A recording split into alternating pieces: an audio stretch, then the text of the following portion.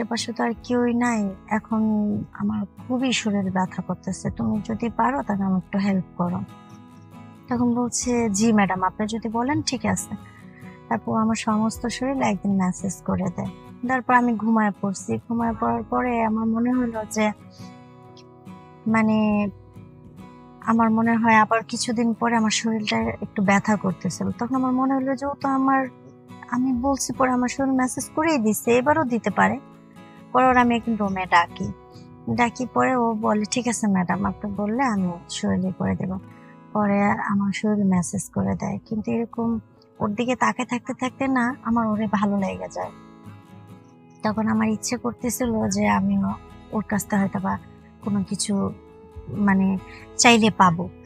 কিন্তু ছেলেটা, আপনারা বলেন, একটা ছেলে যখন একটা মেয়েকে মেসেজ করে তখন ছেলেটার কি অবস্থা হয়। পরে আমি চিন্তা করলাম যে আমারও তো দরকার। পরে আস্তে আস্তে আমার ভালো লাগা হওয়ার পরে ওর সাথে আমি কথা বলি যে দেখো, তোমার স্যার তো বাসায় থাকে না, আমার তো এরকম এরকম সমস্যা হয়, তো তুমি যদি পারো আমাকে একটু সময় দিবা।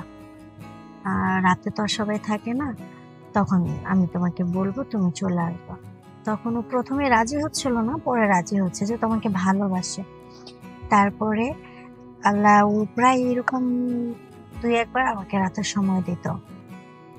সময় দেওয়ার পরে পরে আমি আর আমার এই কথা কাউকে বলতাম না। তারপর আমি আমার হাজবেন্ডকে বলতাম তুমি চলে আসো, কিন্তু ও সবসময় ওর কাজ নিয়ে ব্যস্ত থাকতো। তখন আমার কাছে ওই পর্যায়ে আর কোনো কিছু করার ছিল না।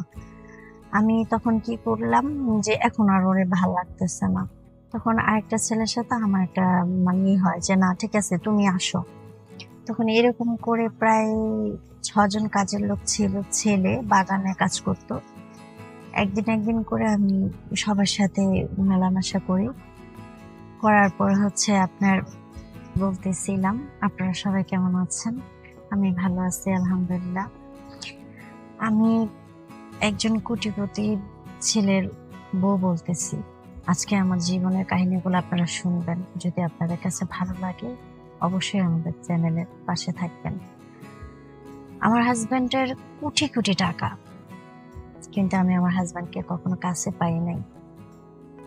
আমার হাজবেন্ড বেশিরভাগই দেশের বাইরে থাকে। যখনই আমি ফোন করি, দেশে আসো, আমাদের নতুন বিয়ে হয়েছে, আমরা ঘুরতে যাব, আমাকে একটু সময় দাও, কিন্তু সে সবসময় বলে আমাদের ভবিষ্যৎ আছে, সময়টা আমি পরে দিতে পারবো তোমাকে, আমাদের বাচ্চা কাচ্চা হবে, আমি আরো টাকা পয়সার মালিক হতে চাই। কিন্তু সে এটা একটা বারও বুঝতো না যে আমার এই মুহূর্তে টাকা পয়সার কোনো প্রয়োজন নাই। আমার স্বামীকে দরকার। সারাদিন আমি কাজ করি, আমার শ্বশুর শাশুড়ির সাথে থাকি, তাদের খেয়াল রাখি, কষ্ট করে হলেও আমি ভালো থাকি। কিন্তু যখন রাত হয় তখন আমার ঘুম হয় না। তখন আমার শুধু একটাই চাওয়া থাকে যে আমি এই মুহূর্তে আমার স্বামী থাকলে আমি ভালোবাসা পেতাম। তাহলে আমি কি করবো এত টাকা পয়সা দিয়ে? অনেক টাকা পয়সা, যখনই আমি ফোন করে কোনো কিছু বলি, ভালোবাসার কথা বললেই সে আমার জন্য টাকা পাঠায় দেয়, তুমি শপিং করো। তো প্রায় আমার ইচ্ছে মতন আমি সবকিছু কিনি। শুধু আমি কিনি না, আমার ফ্যামিলিকে দেই, আমার আত্মীয় স্বজন দেই, আশেপাশে সবাইকে দিই। কিন্তু টাকা পয়সায় কি সুখ বলেন? সে একটা বারও বুঝতে চাইতো না যে আমার ওয়াইফ আসলে কি চায়। তারপরে আমার বাসায় হচ্ছে আপনার 6 জন কাজের লোক, 6টা ছেলে বাগানে কাজ করে, আমার বাসায় কাজ করে, রান্না এক মেয়ে করতো। তো আমি সবসময় দেখতাম যে তারা আমার আশেপাশে ঘুরঘুর করতো, আমাকে জিজ্ঞেস করতো, ম্যাডাম আপনার কি লাগবে? আপনার যদি কিছু লাগে অবশ্যই আমাদের বলবেন। কারণ আমাদের কাছে ফোন দেয়, স্যার বলে তোমার ম্যাডামের যা লাগবে তাই এনে দেবা। এখন আপনি বললে আমরা এনে দিতে পারি। তখন আমি বলছি না, কিচ্ছু লাগবে না, যাও, আমার এখন কিছুই ভালো লাগে না। প্রায় আমার রাত্রে খুব মন খারাপ হতো যে আমি এখন কি করব। এমন একটা ছেলের কাছে আমার বাবা মা বিয়ে দিল, যে ছেলে কোটি কোটি টাকা, অথচ সে আমাকে একটু সময় দিতে পারে না। কি মূল্য আছে এই টাকার? তারপর আর করার কি আছে? বাবা মা গরিব, আমাকে এত ভালো জায়গায় বিয়ে দিছে, আমার তো এই জায়গায় সংসার করতে হবে। পরে এরকম কাজ করাই, কাজের লোক একদিন আমি বলি যে আমার একটা ওয়ার্ডারের একটু ড্রেস আছে, তুমি নিয়ে আসো। তখন সে নিয়ে আসে, নিয়ে আসার পরে আমি রুমে ছিলাম, ও রুমে নিয়ে আসে। পরে আমি বলছি এটা রেখে যাও, বলতেছে ম্যাডাম যখন আপনার যে কিছু লাগবে আপনি আমাকে বলবেন, স্যার যেহেতু বলছে আমি তো এটা অবশ্যই মানবো। তখন আমি বলছি আচ্ছা ঠিক আছে। তারপর লাস্টে একদিন আমার অসম্ভব শরীর ব্যথা করে, প্রচন্ড জ্বর ছিল শরীরে। পরে আমি ওকে বলি কি, তো আশেপাশে তো আর কেউই নাই, এখন আমার খুবই শরীর ব্যথা করতেছে, তুমি যদি পারো তাহলে আমাকে একটু হেল্প করো। তখন বলছে জি ম্যাডাম, আপনি যদি বলেন ঠিক আছে। তারপর আমার সমস্ত শরীর একদিন ম্যাসেজ করে দেয়।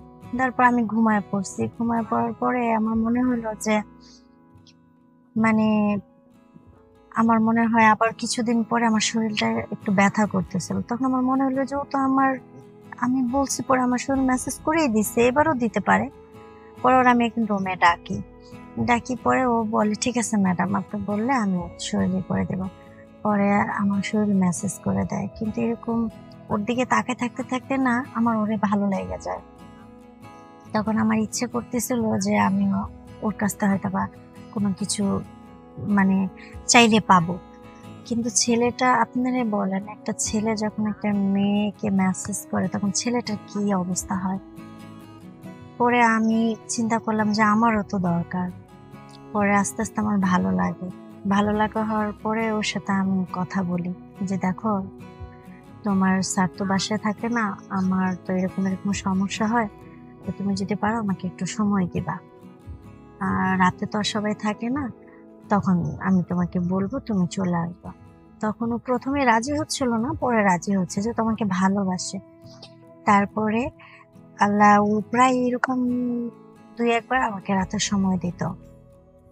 সময় দেওয়ার পরে পরে আমি আর আমার এই কথা কাউকে বলতাম না। তারপর আমি আমার হাজব্যান্ডকে বলতাম তুমি চলে আসো, কিন্তু ও সবসময় ওর কাজ নিয়ে ব্যস্ত থাকতো। তখন আমার কাছে ওই পর্যায়ে আর কোনো কিছু করার ছিল না।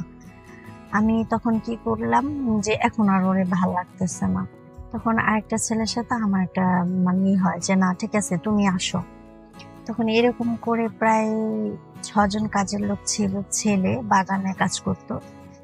একদিন একদিন করে আমি সবার সাথে মেলামেশা করি, করার পর হচ্ছে আপনার আমার মনে হলো যে টাকা পয়সা আমার হাজব্যান্ড আর কোনো কাজে আসলো না, শেষমেশ কি আমি কাজের ছেলেদের সাথেই থাকবো?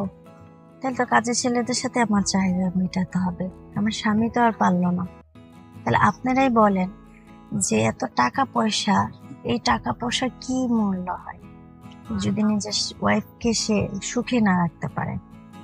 আর ওই পর্যায় থেকে আমার ওই কাজগুলো করতেই বারবার ইচ্ছে হতো, তো আমি বারবার এরকম করতাম।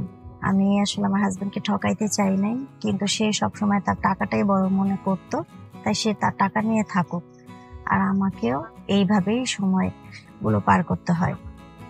তা আপনারা যদি আমার জীবনের কাহিনী জেনে যদি আপনার কাছে ভালো লাগে, অবশ্যই লাইক কমেন্ট শেয়ার করতে ভুলবেন না। আল্লাহ হাফেজ।